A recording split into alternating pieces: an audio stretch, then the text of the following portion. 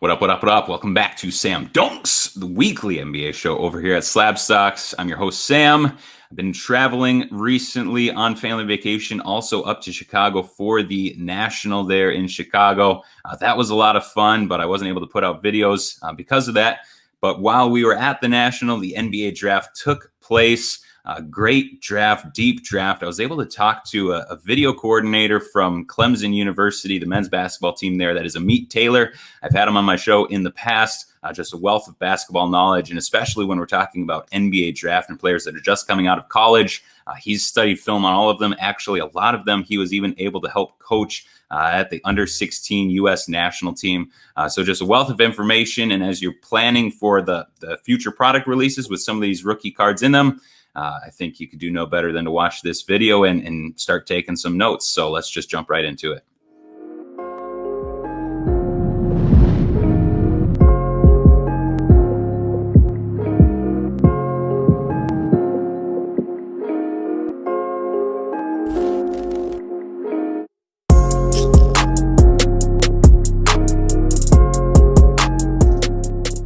All right, so I'm sitting here with Amir Taylor. He is the video coordinator at Clemson University for the men's basketball team there at Clemson. You could follow him on Instagram at DonutHaveAProblem. You can see his handle there on the bottom of the screen if you are watching on YouTube at the moment. He is sitting there at the Clemson Fieldhouse, or what do you call it? We call it Little John Coliseum. That's our arena. Our women's team. If you hear the noise in the background, our women's team is actually practicing right in front of me, I should say. Yeah, I was going to say, if anyone can hear any shoe squeaks, it's not from me trying to dunk or anything like that. It is from the Clemson women's basketball team that's playing just right there. But Amir, thanks for joining on. How are you doing? Can't complain. Can't complain. Summer league's in full effect now, and happy to be here and chat draft and hopefully some hobby with you. Yeah, definitely. We just had the draft, so just last week. It is Wednesday, August 4th. This is when you're watching this. It's going to be next week sometime, I guess Tuesday, whatever, August 10th, I think is what it's going to be when this finally drops. So we're a little ahead of the curve here. But draft was just done. Obviously, Amir, video coordinator for Clemson. He's studied film on a lot of these different guys. Has kind of an intimate knowledge of how they play and what their game's like, and he's a big NBA fan, so he's also has an idea of how they're going to fit in the league. So let's just jump through the draft, and we'll pick out some of these names and just shoot them over to you, and you tell us what you think about them and about their fit, and we'll just take it from there. So number 1 overall pick, obviously, was a big name, and we all pretty much knew for a while who it was going to be, but it did end up being Cade Cunningham to the Detroit Pistons. Was that a home run, or what do you think about that draft pick? Hard to miss on that one. Cade's a special player. He's a big point guard in the mold of a Luka Doncic. 3-level scorer, reads the game really well, great feel, good athlete. I think hard to go wrong with picking him, especially if you're Detroit, where you really need playmakers and home runs. So A+ to the Pistons on that one. Yeah, I thought there was that trade proposal from the Thunder, which was reported, which was Shai Gilgeous-Alexander and the 6th overall pick for the 1st overall pick. And obviously that's what Sam Presti's going to be trying. He's going to be trying to do a lot more of that in the coming years, since he's got like 27,000 first-round picks coming up here in the next 6 years. But it seemed like a lot of people were kind of surprised that they didn't maybe go for that. Shai Gilgeous-Alexander, pretty big name, and then 6th pick. That should be a good selection still.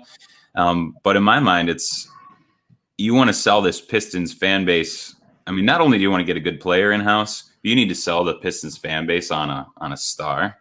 And if you can get Cade Cunningham in-house for the next 8-9 years, pretty much automatically, he is that type of that big, larger than life lead ball handler that that is going to be able to fill it up from anywhere and just build the team around him. Which I love Shai Gilgeous-Alexander too, and they could have gotten Kuminga at 6 or something like that. But the star power of Cade Cunningham, you can't knock that at all. And I think he's probably just going to do extremely well in this league.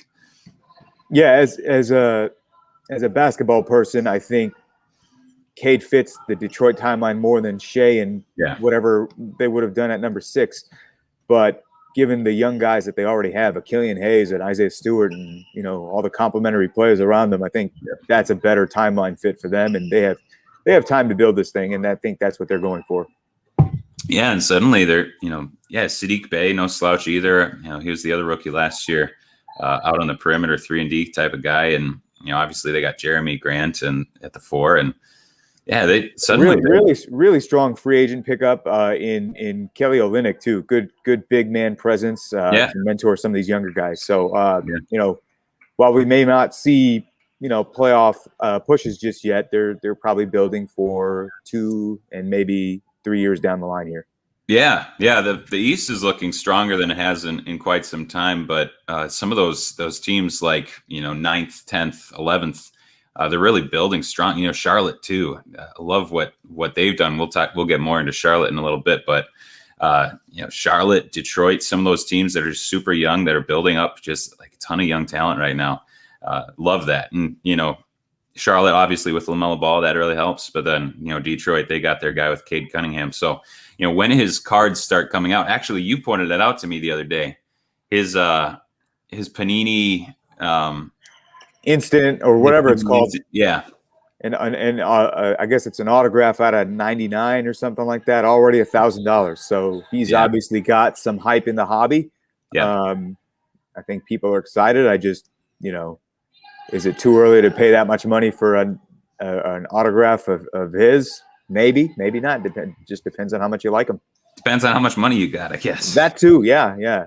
I think, he's going to be the name that carries this. Him and the next name that we'll talk about. They're really going to carry this class and carry the values of these products that are coming out. If you get your hands on some wax and want to hold it for a while, you really want to have like a Luka Doncic type of player that can really kind of grow the value of your sealed wax.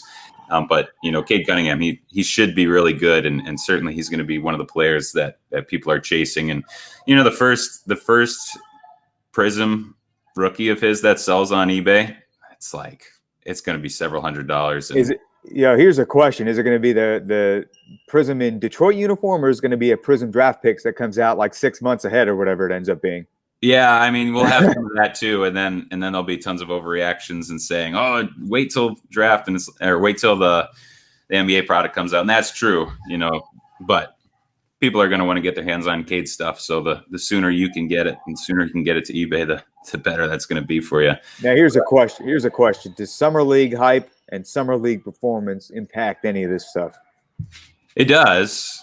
We've seen it in the past. There's there are like the classic summer league stars that, like a couple years ago, I was on my way to summer league, and it was the day of I want to say it was like Zion versus a Jason Tatum game or something, whatever game, or maybe it was Tatum versus Lonzo Ball or something, and whatever game the lights in the arena went out on and something like that. So, I wonder if some crazy summer league dunk or performance from Cade or whoever will drive the price of some of these cards, especially some of these instant cards that are coming out early. Yeah, it seems like to me, the players that affects more will be like the Kyle Kuzmas, Kevin Knoxes of the world, because those guys had big summer leagues too, and they weren't, they didn't come into the league with as much expectation. I think if for the biggest names, they come in and everyone's like, you should be extremely good right away. So you're excited about it, but it doesn't really change much. But it's the guys that are getting drafted down the draft board, second half out of the lottery. If they're doing well in summer league, that's the type of thing where people will remember that as their first impression. And then as the NBA season goes on and some of these products start getting released, those cards will be going for more, even if those guys have kind of fallen off. But it's that first impression that really sticks for a while. And Kevin Knox, his market was up for quite some time before people finally realized he wasn't an NBA player. Kyle Kuzma, his summer league is still sticking with them. And, finally the Lakers were able to unload him, but you still hear people talking about him as like a future MVP sometimes, which just doesn't make any sense. But I honestly think a lot of that has to do with him going I think he went 30th. And then starred in the summer league, and he was scoring like 28 points per game in the summer league. And so, yeah. I think hobby hype must be driving contract values these days too, because of what happened with Taylor Horton Tucker. Hey, good for him. Well, Good for him. The Lakers, they need contracts that if they want to make a trade later, they can't just have all, max and minimum salary contracts. So he was one of the rare guys on the team that they could re-sign for $10 million-ish a year, and then hopefully trade later if they needed to. So meanwhile, his hobby value stays relatively solid, I think. Yeah, it is. And assuming he should be getting more minutes this year, that, probably decent. I wouldn't be buying him right now, but if I had him, I wouldn't mind holding him. But all right, let's move down the draft board. Second overall pick, probably pretty solidly the second best. Well, I don't know. We'll see what you think, but clearly one of the best players in the draft. That's Jalen Green going to the Houston Rockets. What do you think about him? Obviously, super athletic wing, but you think he got the right spot? What do you think they got the right player? Yeah, I think so. You know what? I had a chance to be around Jaylen some at the under-16, or maybe it was the under-17 championship several years ago, and he was just 15 years old at the time, and you could tell right away this kid was pretty special. And even in speaking with an NBA coach about him, who's from the same hometown as him in Fresno. Had heard of him, seen him, been around him some, said this kid is very special. So if an NBA coach is saying that about a kid at 15 and 16, then, you're probably onto something. You probably have something. Houston, another team desperate for dynamic playmakers, just got their guy. And solidly, I think he'll end up being the second and has a chance to be the best prospect in this class too. It's just, so much of the NBA is fit and situation and how much you're able to take advantage of what's around you. So Jalen's in a situation where he can come in and probably be the best player almost right away. Great player, great feel, extremely gifted athlete, just very explosive. And I've seen him do some things with a foot injury that probably most guys couldn't do at full strength. So really like him as a person. I didn't get a chance to see him a ton in the G League, but I had seen a lot of him before his time in the G League. Very special player. Yeah. So you said playmaker, which is a pretty important word, I think. And stereotypically, a lot of people think of wings and more of like a 3-and-D type of mold, which isn't like the most exciting for the hobby. As far as playmaker goes, like shot creator for himself, shot creator for his teammates. What can we expect from him?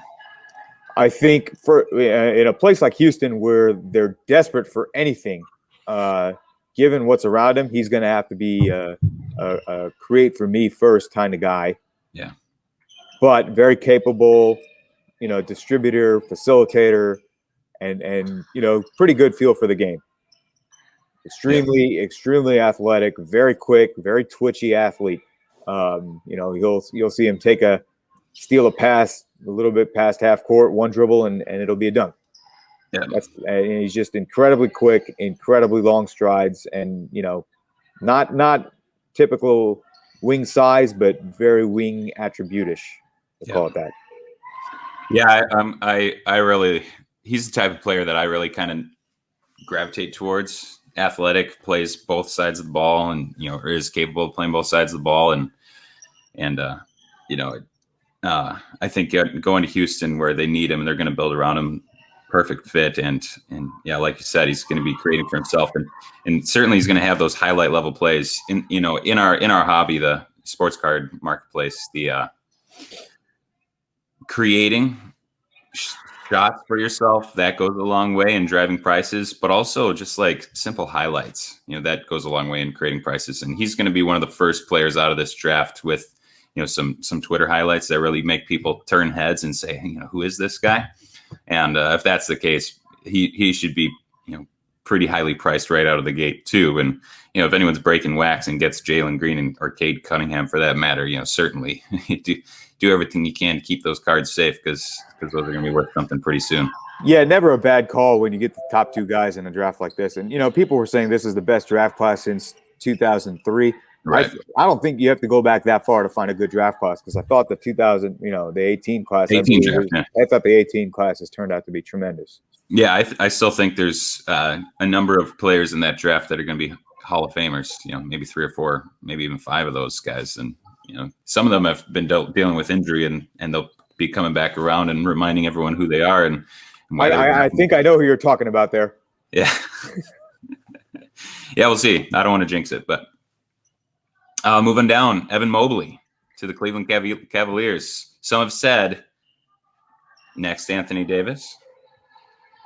So, unfortunately, being on the East Coast as much as we are, we don't get a chance to see a lot of Pac-12. And the other problem being on the East Coast is you don't get Pac-12 network regularly. So, studying a guy like Mobley is something you have to do on your own, which I've had a chance to. And being around him and being around the NCAA tournament stuff, you get to see, and you have to prepare for all the situations possible. So you didn't know ahead of time what your draws are going to be. So as a person in my position on a team side, you're looking at all the possible matchups and projections. So you're come NCAA tournament time, you're looking at possible matchups, and one of the ones we landed on was Southern Cal. So we got a little bit of an early study on Mobley. Mobley's a really good hybrid combo forward and post player. He's got an inside-outside game. Great defensive feel, good athlete, just very mobile guy. Fits the NBA really well. Can play both the 4 and the 5 there, depending on how Cleveland wants to use him. But concerns about fitting with Jared Allen. I think he can fit with Jared Allen just fine. Yeah, he can play.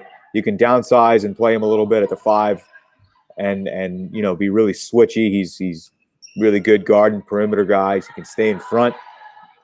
Probably the defensive versatility is what I'd look at most with a guy like Mobley. So hobby-wise, it's not the most flashy stuff, but he's he'll catch a lob dunk.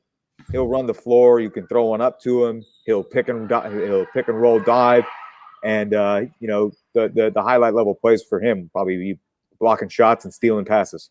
Right, and he at least projects to be able to shoot it.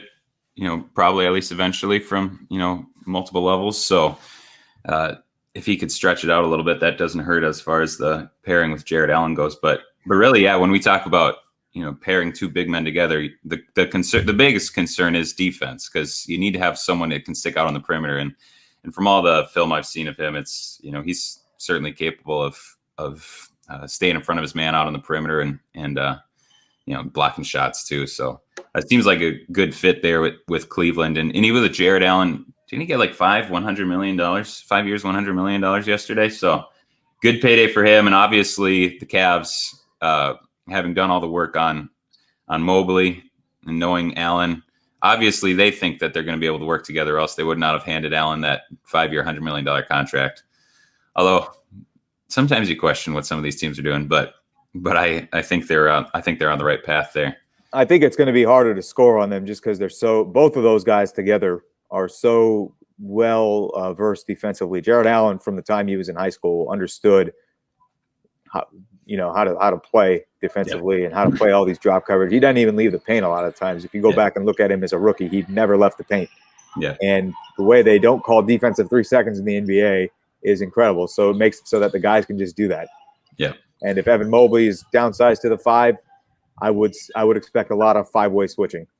I assume that they're going to be watching a lot of film on the Bucks drop coverage scheme with Giannis as the the kind of safety valve. With having Brook Lopez, defensive anchor at the 5 in the paint, and then Giannis coming from the backside. It's like the Cavs have that right now, and 2 young guys, they could be doing that for the next 5 years easily. And the other thing the Bucks did with the grouping of that is just kill teams on the offensive glass. So if shots weren't falling, they're coming in, they're running in from the corner. These guys are cleaning up misses around the rim. So yeah. So I think the Cavs are kind of built to good pairing. They're in good shape. Let's hope their guards get better and they can all play together, because I think they got a good foundation. Yeah, although I have heard some rumblings that the Cavs aren't super interested in paying Colin Sexton his next contract, and I wouldn't be super interested in doing that either. So maybe he'll be traded. We'll see. maybe by the time this is posted, he'll be traded. I'm not sure. We will see. Yeah. Moving down, Scotty Barnes. He's a guy that you must have watched a lot of film on. Big fan of Scotty Barnes, another guy. So think about this. The under-16 team that we fielded had a combination of Scotty Barnes, the guy who was drafted right behind him, Jaylen Suggs, guy drafted a couple spots ahead, Jalen Green. There's probably a bunch of other guys I'm not talking about who are really good players in college and probably play in the NBA in the near future. These guys were all on one team, demolishing people at 16 years old. Okay. And by the way, can you tell people really quick? We talked about it last time, but can you say what your role with the U16 team was?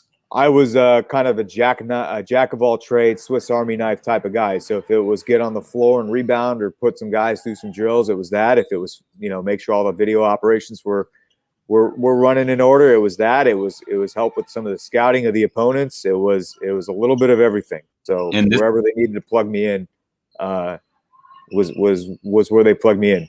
And that was with Billy. Was it Billy Donovan that got you that job? So Coach Donovan originally pushed me into the USA basketball system. Yeah. A number of years ago, and the players I've seen come through there have been incredible. A lot of them have been first-round picks, and a lot of them have been very, very productive players in college. So one of those guys, Scotty Barnes, fourth pick in the draft. When he was 16, I thought, a lot of people had made comparisons to Draymond Green now. I thought I saw that years ago.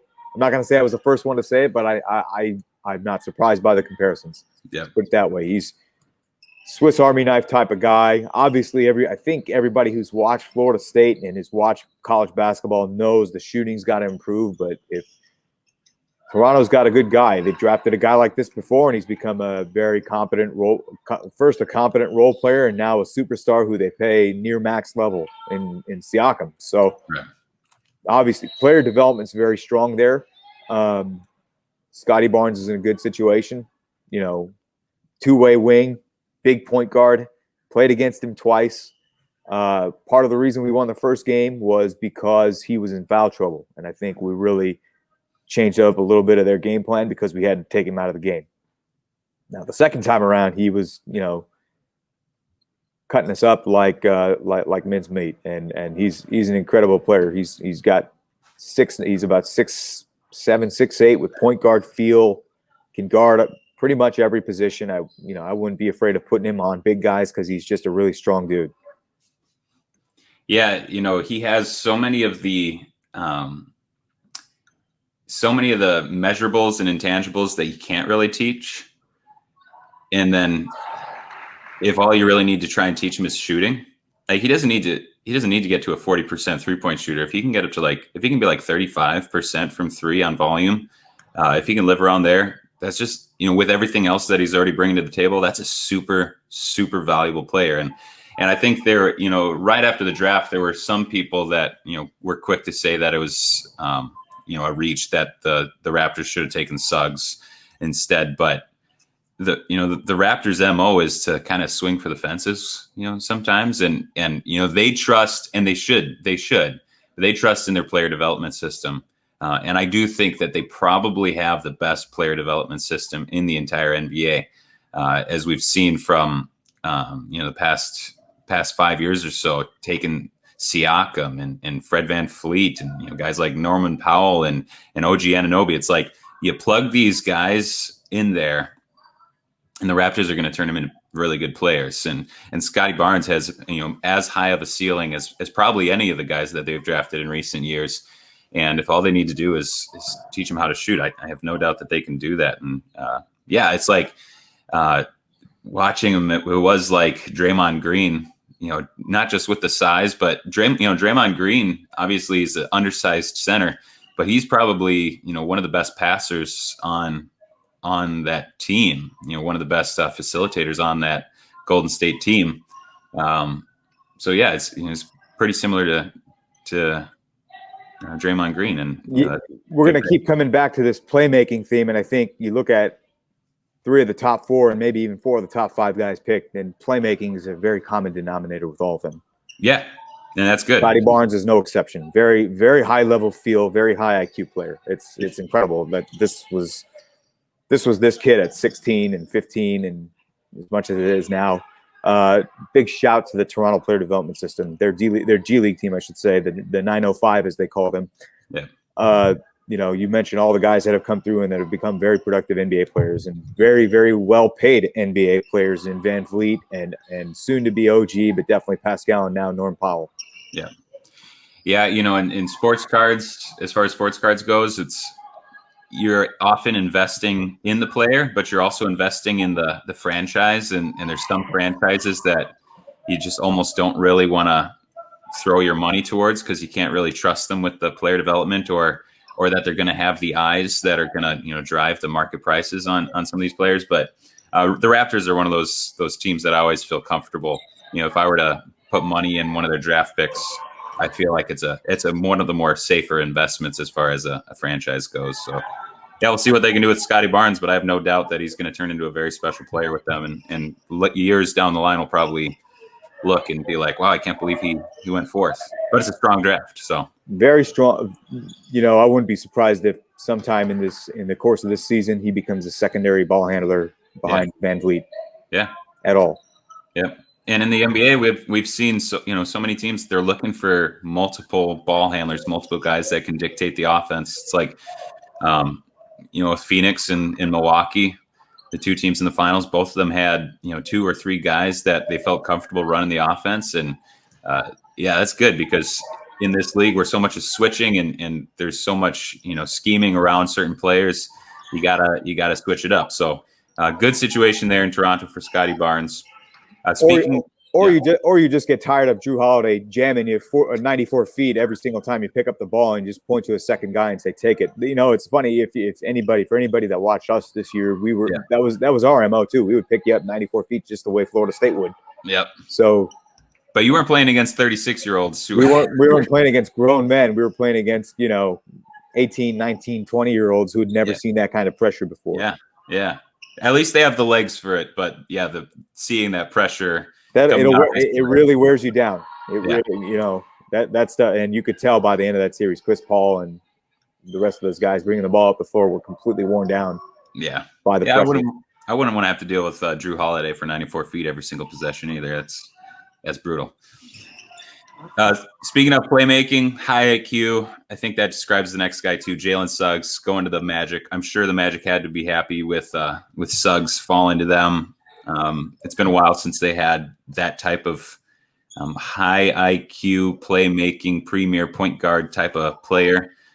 So what do you see out of Jaylen Suggs and how do you feel for the Magic? Couldn't have said it better myself. I think a very, very good player that they probably didn't think would be available at 5 fell in their lap, and good fit, multiple combo guard, high IQ, a winner, right? He comes from a place where all they know is winning. So bringing that kind of stuff to Orlando, where it's been up and down with injuries and a lot of roster turnover and even coaching turnover now. I think the winning is going to help them. The culture of winning from the guys that are there now. Hopefully some health luck and some player development with the new staff will make it a really good situation for Suggs. Good player, great kid. Just wants to win, wants to be great. Yep. And they already have, he's a good defensive player too. And they already have quite a few good defenders, long defenders on that team already. And then they also add in Franz Wagner, who's also a very strong defensive player. The scoring might be a little tough for the Magic. They don't have like a ton of, go out and get a bucket type of scorers. But at least defensively, which is tough for a young team, at least defensively, they seem set right now of probably, be one of the tougher teams to score on in the league, which, that's good. That's a good foundation to build off of. And you can always add in shooting. But, it is hard to find playmaking, and Jaylen Suggs, he brings that high IQ type of playmaking to the squad that they just, Markelle Fultz, I like Markelle Fultz, but he doesn't have that, maybe it quite as much as Jaylen Suggs already has just coming out of college. Yeah. I love what Orlando's got. I think what they really need is health. Yeah. In addition to some development. Now you got a first-time head coach, but he's got an experienced staff around him. a lot of guys who came over from Dallas. So a lot of guys have seen winning, a lot of guys who have seen, good player development. So I trust their player development. I think it's going to be a really good situation for Suggs. And hopefully a good bounce back season, not just for Markelle Fultz, but also Jonathan Isaac.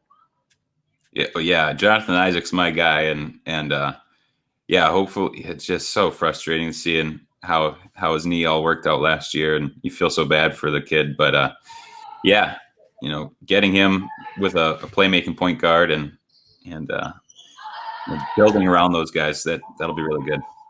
And I think what you're also establishing is some backcourt and perimeter depth once you have health, because you can't forget you can't forget about RJ, you can't forget about Cole. Yeah, that's and right. Now you're adding a bunch of these guys into it. Isn't that crazy? RJ Hampton, Cole Anthony. RJ Hampton, another guy on that same team with Jalen Green, Scotty Barnes, and Jaylen Suggs. So a lot of guys who have played together now. Yeah, a lot of guys that can run the point for this team, and kind of pretty stacked in that guard room. The good problem to have, though. I think the Magic, they've been unhealthy. Cole Anthony, who was hurt last year, RJ Hampton struggled with stuff, and obviously Isaac. So get healthy, and then build as a young squad and figure out what pieces need to stay and what pieces you can trade for those missing pieces. And the Magic, they're in a good situation moving forward. It doesn't seem like they're going to be selling out for the 8th seed like they have in years past, and finally they can start an actual rebuild, and they're well on their way in that regard. So happy with them. They're right up the street from me. I live in just south of Orlando. So a lot of Magic people that I know and fans that I know, and I'm happy for them. And a good draft for the Magic overall. You probably didn't get to watch much Josh Giddey. Yeah, I definitely didn't get to see a lot of Josh Giddey this year, especially given how focused we were on ourselves and everything going on here. But it seems to me like a very Oklahoma City pick and a reach for the fences type of pick with a kid that was available. Now, anybody who can do what Josh Giddey does against grown men in the NBL, kind of like LaMelo Ball a year ago, is going to open some eyes and draw some attention. So, another place where he can go and really take his time to get better. The Thunder are in no rush to win, so they will develop you as much as they need to until they figure out what they have. Another good G League system. Another, having worked with the head coach there, I know exactly what they're about. I know, kind of what goes into it, and I expect good things from him down the line. Yep. Cool. Expect to hear his name a lot. Maybe not in the hobby, but definitely on when you start talking about players and teams. Right. Let's talk about the Warriors draft. First round, they took Jonathan Kuminga, and then 14 seemed like probably a little bit of a steal. They took Moses Moody. What's your read on the Warriors draft overall, or anything on those two players? So I've seen a lot more of Moody. Tremendous player, played for a tremendous coach, actually former Warriors head coach Eric Musselman, who's done an unbelievable job at Arkansas, not only in winning but also recruiting. So previously a guy like Moses Moody would not have gone there, but Moses Moody's a heck of a talent, heck of a steal at 14, probably was pretty high on their board at 7. Kuminga, probably hard to pass on the upside, right? Yeah. Really young, really athletically gifted. I think that's a value pick at 7. You don't have to play him, but if he contributes, then great. Moody, I think, is ready to contribute almost right away. Isn't that crazy? They got two guys, both Kuminga and Moody. They're like 6'7", 6'6", I think, somewhere in that range, both of them. And pretty prototypical 3-and-D type of wing players. Very athletic wings, and yet the one that they picked 14 is probably better right now than the one that they picked at 7. But that we see that in the NBA draft is you go for upside generally first, and then further down you take the guys that are maybe a little more established at the moment. But sweet draft for the Warriors. Great draft, because when you think about their timeline, they're competing for now, and they're also able to build for the future, which most teams wouldn't. And look at them for the last 2 years. They ended up with number 2 last year with hopefully James Wiseman, coincidentally also on that same team with Barnes and Suggs and RJ Hampton and Jalen Green, right? So you get hopefully a center for the future. Now you have your 2 wings for the future, but you're also built to compete now. Yeah, and perfect fit in that regard too, because if you think about the Warriors roster construction, obviously you have Steph, obviously you have Clay, and hope that Clay's healthy, so your backcourt's locked down. Then you have Draymond, who's pretty malleable, can play 4, can play 5, whatever he needs. But then bringing in a couple of defensive presences on the wing that can shoot a little bit. That's good for both now and obviously for the future, as they're both young and developed, like you said. But they fit into that Warriors roster at this moment, just much like Wiseman did last year. Just throw him 20 minutes a game as a big body down low, and develop him with some of the best players in the league. Love what the Warriors have been able to do, and so much of what they've done the last couple of years is just the fortune of where they've landed in the draft and what's come to them, and I'm sure that they couldn't be happier with the way that's all worked out. I assume that they wanted to try and trade out of some of these picks and maybe trade Wiseman to land another star that was more on the timeline of Steph Curry, but if that didn't work out, they have the next best option. This right now is probably the next best thing that could have happened, is get a couple good young wings and then also have your big down low and build around those guys to the future too. Point guard is one of the deepest positions in basketball, so you can probably always pretty much pick up a point guard when you need to. So yeah, it's a good situation for Warriors fans and for the Warriors in general. So it's interesting. You usually don't see a title contender get back-to-back lottery picks or 3 lottery picks over a couple of years, and, right. and one of the things with the Warriors has been depth, right? Bench depth and wing depth behind Clay and now Wiggins and previously Kent Bazemore and Kelly Oubre. So let's see what happens. I think both those guys are situated well for the future for sure. If they can contribute right away, better for the Warriors. Yep. So I want to jump around a little bit now.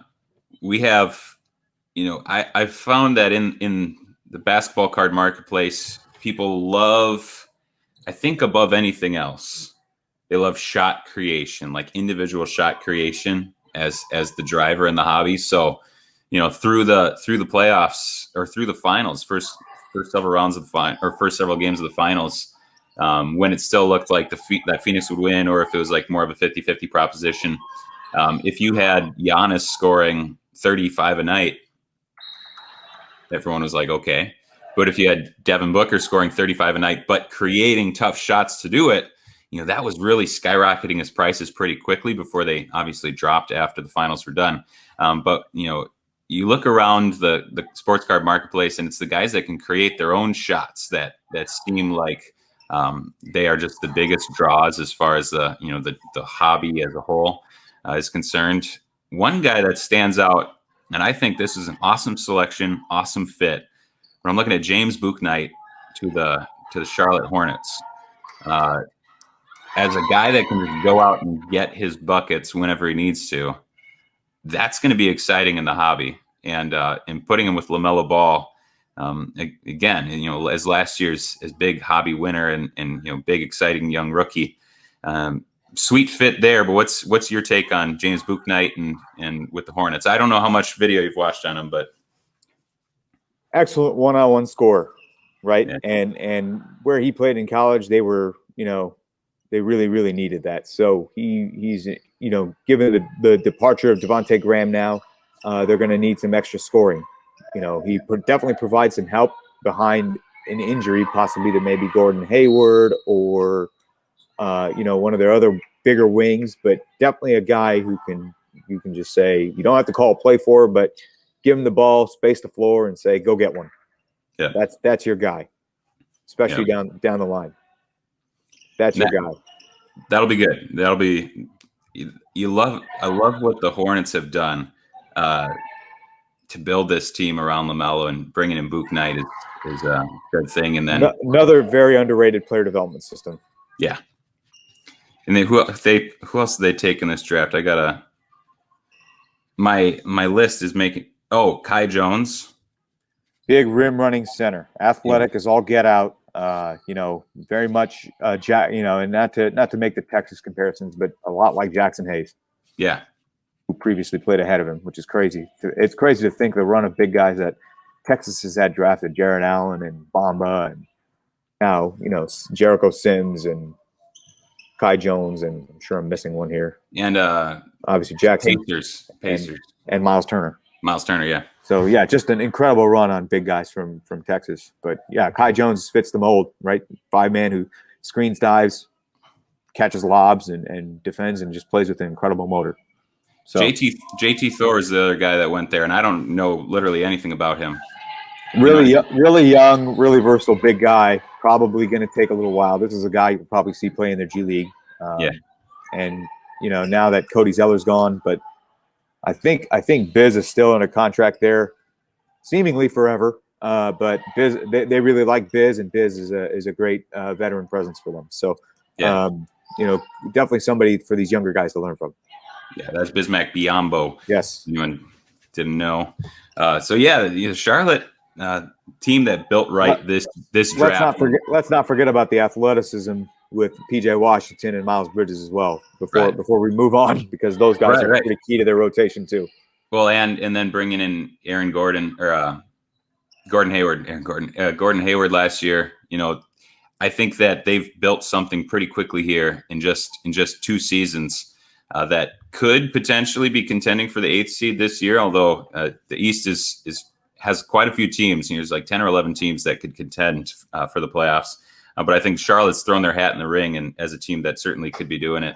I like what they have, especially in that backcourt between LaMelo and Bouknight.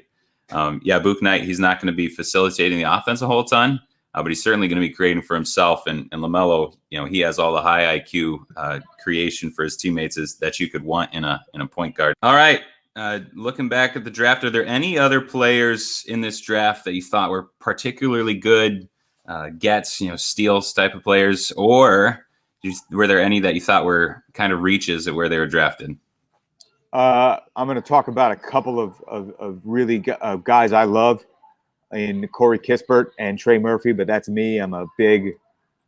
I'm big on shooting and getting as much shooting as you can. Those are the 2 best shooters in the draft. Trey Murphy, I've seen firsthand. He killed us when we played him.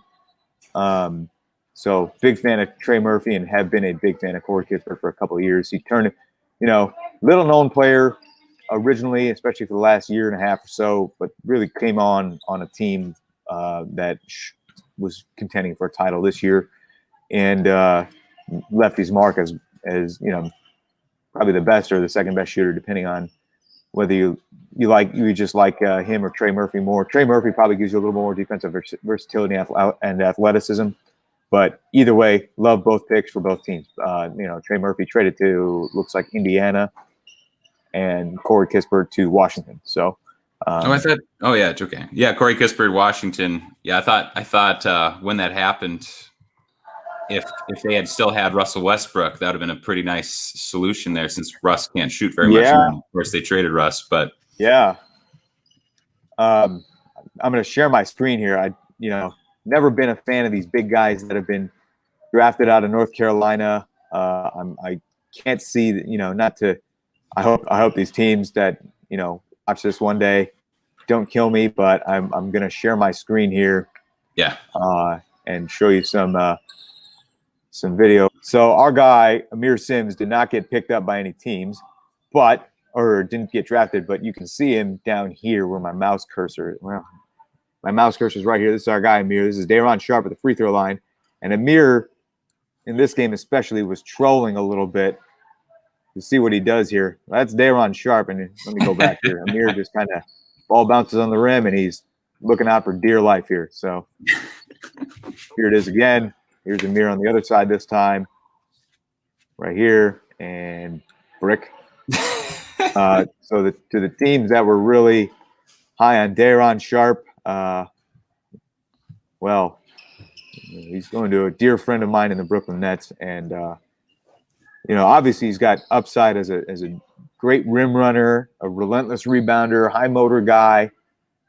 Does he play? Does he contribute? We'll see. He's got we'll see. This is my moment to say, these bigs that are drafted out of Carolina usually really go one way or the other. And recent runs on these guys have been not so good. Right. Well, we see it every single year, and it always frustrates me to no end. But you get these guys that come into workouts in an empty gym, and they're shooting, and then teams are just really impressed with their shooting. It's like you could watch any player in the NBA in an empty gym, and you'd be impressed with their shooting. Yeah, that's like you and I working out against the chair and saying we did a really good job against the chair. You're right. Who was that again? I don't remember. There have been a lot of guys who have been the chair workout guys. Yeah, the past however many years. Like, look at that move. It's like, yeah, most defenders move with you. But yeah, so yeah, Day'Ron Sharpe, obviously 28th to the Brooklyn, or 27th 29th. 29th to Brooklyn via trade, I think. Yeah, but we'll see. Brooklyn's devoid of bigs, and they're trying to move DeAndre Jordan. So maybe he works out for them, and for their sake, I hope he does. Right, and he wasn't supposed to be, a first round pick originally, but then moved up the draft boards due to the good workouts. And I mean, look, these teams, they see a lot more than I do. Obviously, they're watching them, they're interviewing them, but we do see a year after year after year where someone really impresses in workouts and then just shoots up, and it just doesn't always work out that well. But you don't want to root against any of these players. So yeah, I don't want to say it was a reach. I'm just being in Clemson, repping Clemson here. I can't ever be happy for these Carolina guys. That's right, Jordan. That's right. All right, any I think we covered most of the guys that I wanted to cover. There might be a few here that slipped here and there that slipped through the cracks. Any last thoughts on any of the draft? Deep draft. Really deep draft. I think we'll see some guys, especially after the first or second year, start to make a name for themselves. Yeah. And if anyone out there is breaking wax or able to get their hands on any product, the best thing you can do with a draft like this is every single rookie you hit, just sleeve it up right away and put it aside, put it in a box. You think back to the 2013 draft and how many people very famously... I was one of those people, by the way. Throwing away their Giannis Antetokounmpo cards. It's like, who's this guy? You throw the card away, and now you could buy a car with that card. And so there's potential for a lot of steals in this draft, just with how deep it was. In every draft, that's true, but this one especially, I think so. So make sure you're sleeving up all of your rookies, and then just catalog them, categorize them, remind yourself, every once in a while that you have them, and check back in 2 or 3 years. And in the words of the crypto community, hold on for dear life. That's right. Hold to the moon.